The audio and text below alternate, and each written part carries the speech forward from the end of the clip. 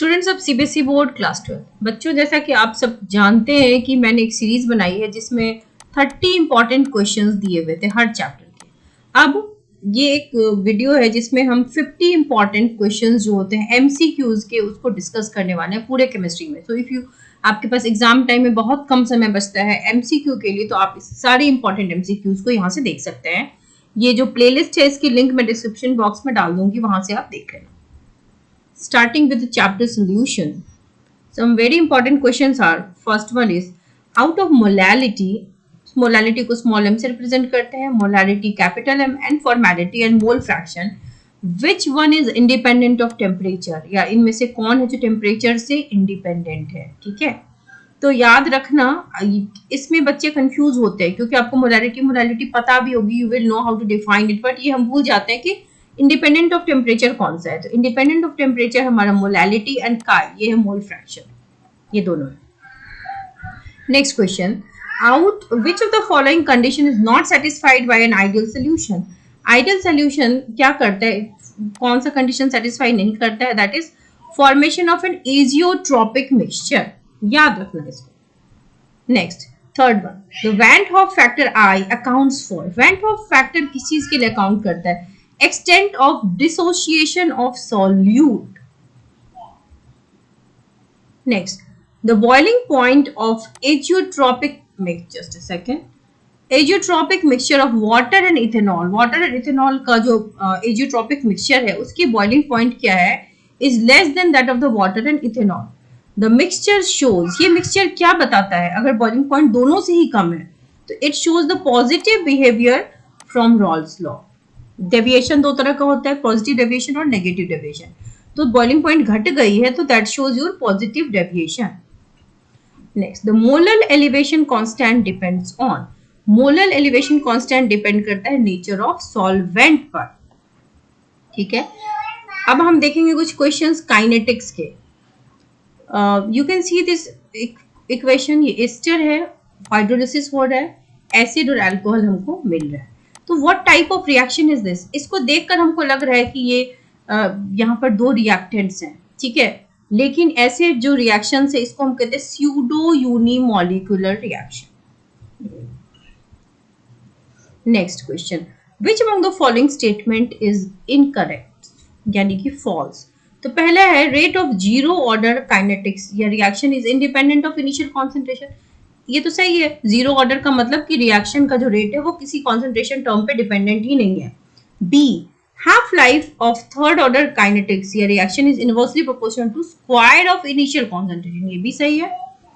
Third one, molecularity of reaction में भी zero और फ्रैक्शन, ये गलत है। मॉलिक्युलरिटी जीरो या फ्रैक्शन नहीं हो सकता, वो प्लस में होगा तो इंटीजर्स में होगा।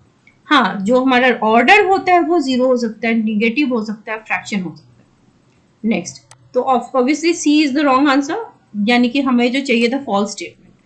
For the first order reaction T half is equal to 0.0693 by K, ये अच्छा पॉइंट है, ये आप याद भी कर सकते हो। टी हाफ जो होता है फर्स्ट ऑर्डर का यही होता है। विच of the following statement about the catalyst is true.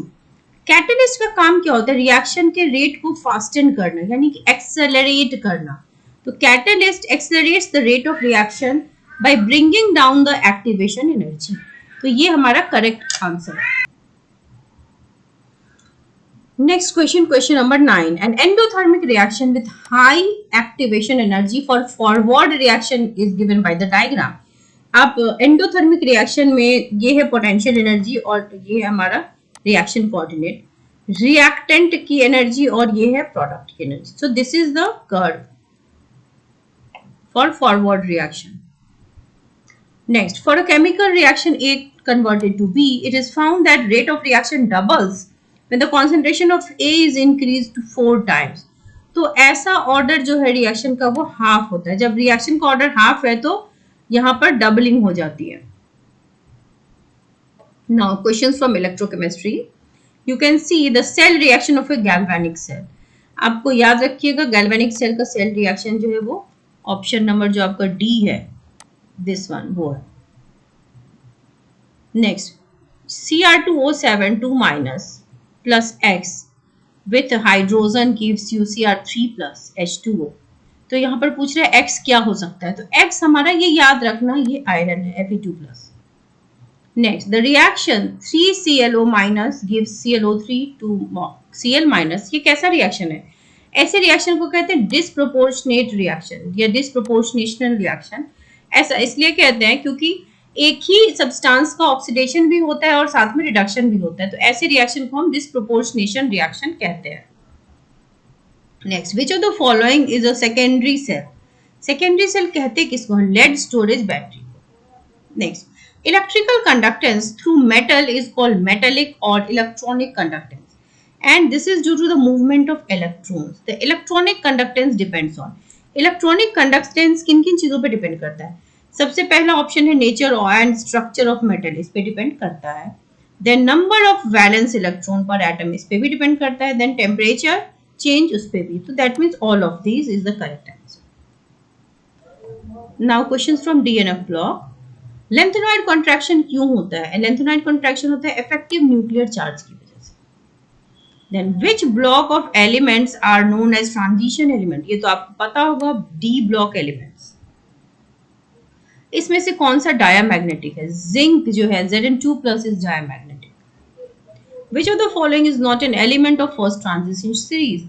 अब देखो, आयरन, क्रोमियम, निकल, ये तो है। मैग्नीशियम है, ये मैंगनीज नहीं है। मैग्नीशियम तो ग्रुप 2 है, तो यहाँ पे ये क्या कर रहा है?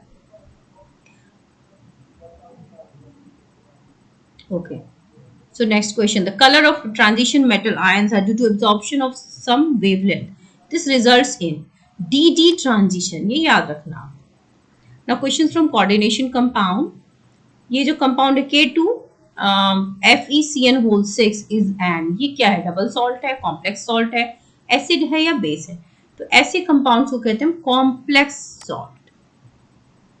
According to Werner's theory of coordination compound, क्या कहता है वर्नर्स थ्योरी? ए बता रहा है primary valency is ionisable, primary valency ionisable होती है। दूसरा ऑप्शन है सेकेंडरी वैलेंसी इज आयनाइजेबल, ये गलत है। सी कह रहा है primary and secondary both are ionisable, ये भी गलत है। डी कह रहा है neither of them is ionisable, ये भी गलत है, क्योंकि ये याद रखना प्राइमरी वैलेंसी जो होता है वही आयनाइजेबल होता है। Next, ammonia acts as a very good ligand, but ammonium ion does not form complexes. क्यों? इसका कारण ये होता है कि अमोनियम आयन जो होता है ना हमारा, yes, ammonium ion does not have any lone pair of electron. इसके पास lone pair of electron नहीं है। Next one, this compound, ये याद रखना, this is a very favorite question of CBSE. NCH2CH2NH2, ये क्या है? This is tetradentate, ये याद रखना। According to the following, which one is an ambidentate ligand? इसमें से ambidentate कौन सा है? ambidentate आपका फर्स्ट वन है SCN- एंड NO3 नहीं है, NO2- है, C2O4 2- नहीं है, तो ऑप्शन ए हमारा सही है। ligand this is ये तो था tetradentate. Now ammonium acts as a very good ligand, but ammonium ion does not. तो okay, this is getting repeated, sorry. हाँ, this was tetradentate, ये हमारा ऑप्शन ए सही है। Now questions from haloarenes and haloalkanes. Which one of the following compound can yield only one monochlorinated product upon free radical chlorination? तो ये compound है पहला 2,2-dimethyl propane, 2-methyl propane, 2-methyl butane and butane। यहाँ पे जो 2,2-dimethyl propane है उसमें हो सकता है monochlorination product. Next, this is a reaction, ये है एल्कीन, यहाँ पर हम इसमें HBr का एडिशन कर रहे हैं, तो you are getting this compound. तो फर्स्ट पोजीशन पे Br लग गया है। तो यहाँ पर ये किस तरह का रिएक्शन है? This is an electrophilic addition reaction. Next, halogen acid reacts with alcohol to form alkyl halide. The reaction follows a nucleophilic substitution mechanism. What is the product? What will be the product of the given reaction? इस reaction का product क्या होगा? ये हमारा alcohol है, halogen acid in presence of ZnCl2 हम treat कर रहे हैं। Obviously ये हमें क्या देगा? क्लोरो कंपाउंड देगा। तो जो आपका यहाँ पर OH है ना, this will, यहाँ पर जो HCl का क्लोरीन है वो यहाँ से शिफ्ट हो जाएगा। तो अब देखो OH हटा के क्लोरीन लगा के कौन से ऑप्शन में सही बैठ रहा है? तो ऑप्शन नंबर ए में सही बैठ रहा है। Bromination of methane in presence of sunlight is, sunlight से जो रिएक्शन होता है वो होता है free radical substitution, so option number B is correct. Reaction of toluene with chlorine in presence of FeCl3. This is a very favorite question of CBSE. इसका answer होगा mixture of ortho and para. Toluene हमेशा mixture ही मिलता है ortho and para का, जहां पर usually para के जो प्रोडक्ट्स होते हैं वो मेजर होते हैं और ऑर्थो वाले माइनर होते हैं, but you get a mixture. Alcohol, ether and phenol के कुछ क्वेश्चन देख लो. What would be the reactant and reagent used to obtain 2,4-dimethyl pentane 3-ol? तो यहाँ पर हम क्या यूज करने वाले हैं रिएक्टेंट एंड रिएजेंट. हमारा प्रोडक्ट है 2,4-डाइमिथाइल पेंटेन 3-ol, तो हम यूज करेंगे 2-मिथाइल propanal and isopropyl magnesium bromide, यानी कि एक हम एल्डिहाइड ले रहे हैं और दूसरा हम ले रहे हैं alkyl magnesium halide. Next, acid catalysed dehydration of butanol है is faster than that, और टर्शियरी से फास्टर है normal butanol, because tertiary carbocation जो होता है वो ज्यादा स्टेबल होता है than primary. Next, unknown alcohol is treated with Lucas reagent. ये लुकास रीजन वाला क्वेश्चन बहुत बार आया है. To understand, to determine whether the alcohol is primary, secondary और टर्शियरी. तो which alcohol reacts faster and by which mechanism. आप जानते हैं कि लुकास टेस्ट जो है वो हमारा टर्शियरी अल्कोहल देगा. Tertiary alcohol favours SN1 reaction mechanism. Next, alcohol X when treated with hot conc H2SO4 gives alkene Y with formula C4H8. हमें फॉर्मूला मिल गया है, यानी कि 4 कार्बन का कंपाउंड है. This alkene on ozonolysis gives a product with molecular formula C2H4. 4 carbon का है, ozonolysis से 2 कार्बन वाला प्रोडक्ट मिलता है. सो हमारा अल्कोहल कौन सा होगा, 4 कार्बन वाला अल्कोहल होगा, which will be but2-ol. Propanone on reaction with alkyl magnesium bromide. ये कार्बोनिल कंपाउंड है. कार्बोनिल कंपाउंड में जब हम अल्काइल मैग्नीशियम हैलाइड के साथ ट्रीट करते हैं फॉलोड बाय हाइड्रोलिसिस तो हमें अल्कोहल मिलता है. तो प्रोपेनॉन ऑलरेडी कीटोन है. कीटोन में जब हम alkyl, this is ketone, alkyl magnesium halide के साथ ट्रीट करेंगे तो you will get tertiary alcohol. Aldehyde, ketone and acid से कुछ क्वेश्चन देख लो. Oxidation of toluene to benzaldehyde by chromyl chloride, ये बड़ा ही फेमस नेम रिएक्शन है, Etard reaction. The addition of HCN to carbonyl compound is an example of nucleophilic addition. Which of the following compound does not react with NaHSO3? NaHSO3 से ये हमारा formaldehyde है, ये react कर जाएगा.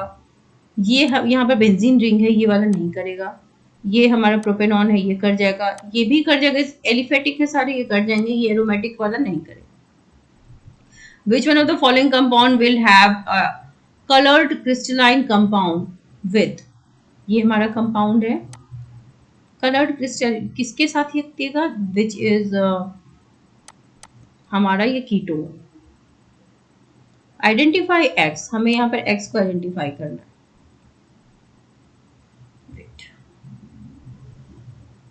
तो ये हमारा कंपाउंड है. तो यहाँ पर हमें अल्काइल मैग्नीशियम हैलाइड ढूंढना है कि कौन सा है, ताकि प्रोडक्ट हमारा ये वाला टर्शियरी अल्कोहल है. हमने कीटोन यूज किया, यानी कि propanone.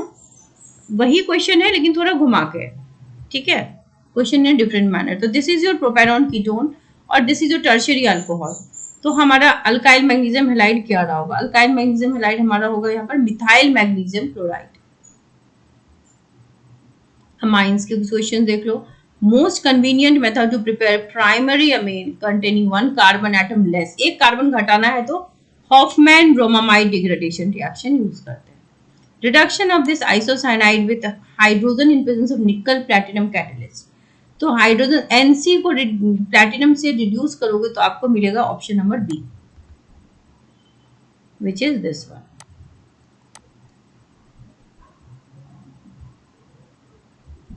Next, secondary amines can be prepared by. Secondary amines को प्रिपेयर कर सकते हैं हम रिडक्शन ऑफ आइसोसाइनाइड यानी कि नाइट्राइड्स के साथ. Which one of the following amide will give ethyl amine on reaction with sodium hypobromide? Ethyl amine के साथ हम यूज कर सकते हैं propanamide. Next, which one of the following reducing agent is likely to be most effective in bringing about the change? यानी कि amide से हमने amine बनाया, यानी कि reduce किया, तो you need a reducing agent. So lithium aluminum hydrate is a good reducing agent.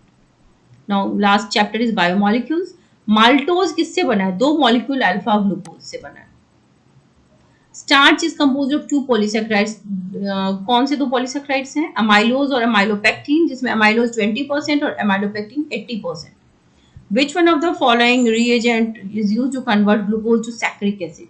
Glucose को सैक्रिक एसिड में कन्वर्ट करने के लिए हम नाइट्रिक एसिड यूज करते हैं। अब एक बड़ा इंपॉर्टेंट रिएक्शन है, ग्लूकोज को हमने HCN के साथ ट्रीट कर दिया। ऑब्वियसली ग्लूकोज 6 कार्बन कंपाउंड है, तो साइनाइड के आते ही 7 कार्बन का कंपाउंड हो गया। उसकी जब आप हाइड्रोलिसिस करेंगे ना तो हमें मिलेगा एसिड। साइनाइड की अब हाइड्रोलिसिस कर रहे हैं, मतलब ग्लूकोज को पहले HCN से ट्रीट किया, एक कार्बन बढ़ गया, अब हाइड्रोलिसिस करोगे और HI के साथ ट्रीट करोगे, फाइनली जो आपको मिलेगा Z, वो होगा hexanoic acid. Last question, which of the following compound is found abundantly in the nature? सबसे ज्यादा अबंडेंट तो स्टार्च है और सेल्यूलोज है ना, क्योंकि प्लांट जो है वो हमारे वर्ल्ड में बहुत ज्यादा प्रेजेंट है। प्लांट में स्टार्च भी प्रेजेंट है, सेल्यूलोज भी प्रेजेंट है, तो बोथ B and D अगर ऑप्शन होता तो ज्यादा सही होता। ठीक है, so these are all very important question जो MCQs है। वैसे क्वेश्चंस की कोई लिमिटेशन नहीं है, but these are shortlisted important question जो आपको इजिली याद भी हो जाएंगे। तो आप एग्जाम से पहले MCQs को जरूर देख के जाइए, और आप एक बार डिस्क्रिप्शन बॉक्स चेक कर लीजिए जहाँ पे आपको प्लेलिस्ट की लिंक मिल जाएगी। Wish you all the very best.